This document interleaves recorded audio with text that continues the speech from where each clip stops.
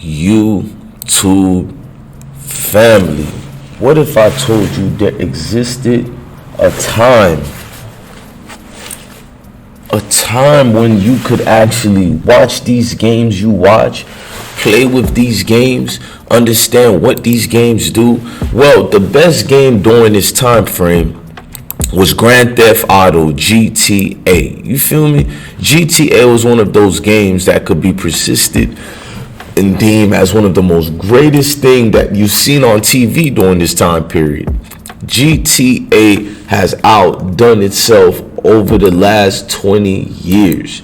And these two men you see right here never got their just dues.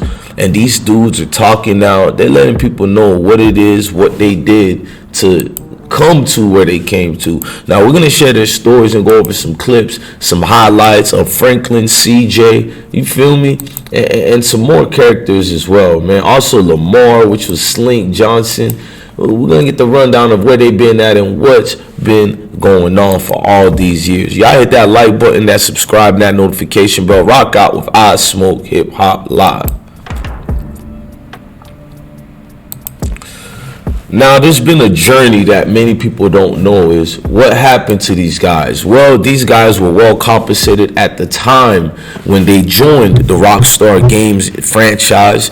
And a lot of the members weren't so happy. Some were, but some weren't. They felt they were cheated and slighted. Now, if you guys don't know, CJ and Franklin are real characters. Even Lamar, they're real, ladies and gentlemen. So let's go on a rundown and go to what actually happened.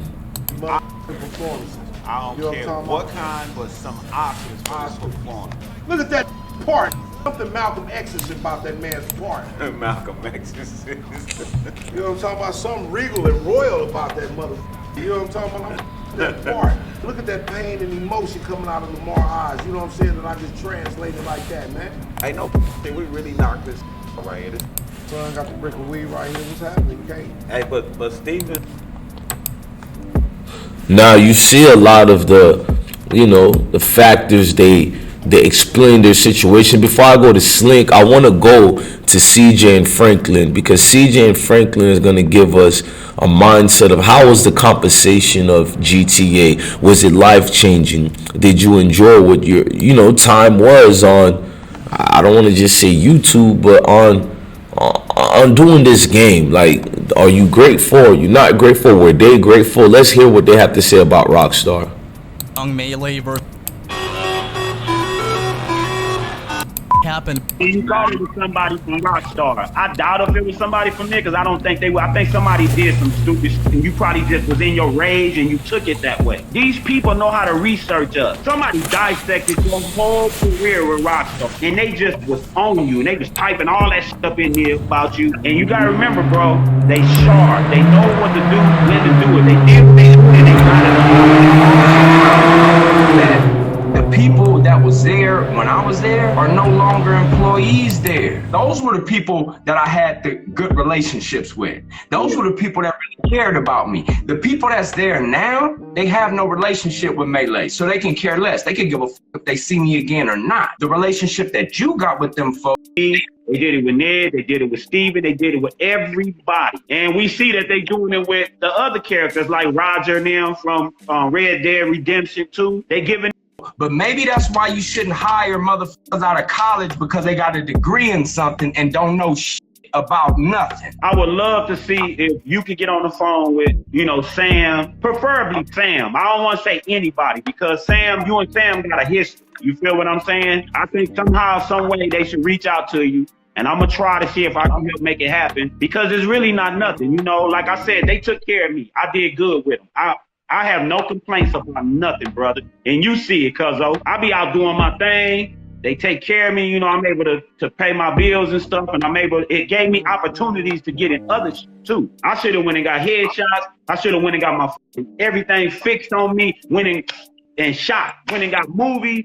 Went and did castings. I should have went on and kept pushing. That's what they did for me. But I didn't take advantage of it. Now, Steven, Slink, Steven working everywhere, man. His hands everywhere. Things changed from when you did it to when I'm doing it. Like I said, I have no gripe with Rockstar. I'm good with it. Them motherfuckers ain't gotta never do shit for me again. The thing of it was this: I just feel a certain type of way. If I make $1 billion, if I make $1 million with a motherfucker, man, I'm gonna try to make sure they cool. When you try to convince somebody that they family, and then you treat them like they not afterwards, that's some bullshit.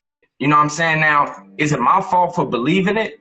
Yeah. I'm gonna correct you on that one. You might say I'm wrong, but I think from when you was there, I think things have changed. Cause how long was you in communications with them after your game? For a little while, 4 years, right? 2 years. There was another dude that got mad at him or something. So I think a lot of things shifted. Only person I think is still there is Sam, right? Yep, because Laszlo there? Was who? Laszlo. I don't even know who that is. It was a situation, like I said, that I felt like was real personal. I could have been wrong. I could have been very wrong. Because let me tell you this, though. I didn't hear no more from that profile after a went out there and said, GTA 6, I ain't involved in this shit. To the supporters that saw it, they like, wait a minute. That's like everybody chilling, having a good time somewhere, and a motherfucker just come in and flip the DJ desk over cuz and start tripping. You like, where the fuck did this shit come from? Like I said, it was already boiling behind the scenes before anybody even saw a post, before I posted anything. Do you know that shit had me off the internet for like 6 months, man? I still had the same attitude. I still had that same, if you disrespect me, I'ma go on you. One thing I'm learning about this shit that me and you is involved in, Ned, Steven, Slink. When you say something on this motherfucker right here, this phone, this thing right here, bro, and you put it out to the world, you can't pull it back. I'm gonna make this official, man. I hate that this turned into about, you and a Rockstar situation, what you said. I'm gonna be honest with you guys. There was a lot that said, and we're not done with that quite yet. We're gonna get into that. We're gonna listen to the breakdown. But right now, I want to hear Slink Johnson's story on how he even got the role of Lamar Davis from GTA 5. Black Jesus signed it to. Swim for Black Jesus. I sure the fuck is. You see this? I'm on here with the dog. Look, Mama, it's Snoop. Black Jesus. It's Snoop. Wow. Gotta play some gospel for Black Jesus.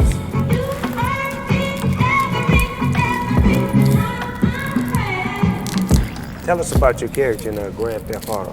Grand Theft Auto came through my association with Aaron Magruder and DJ Pooh.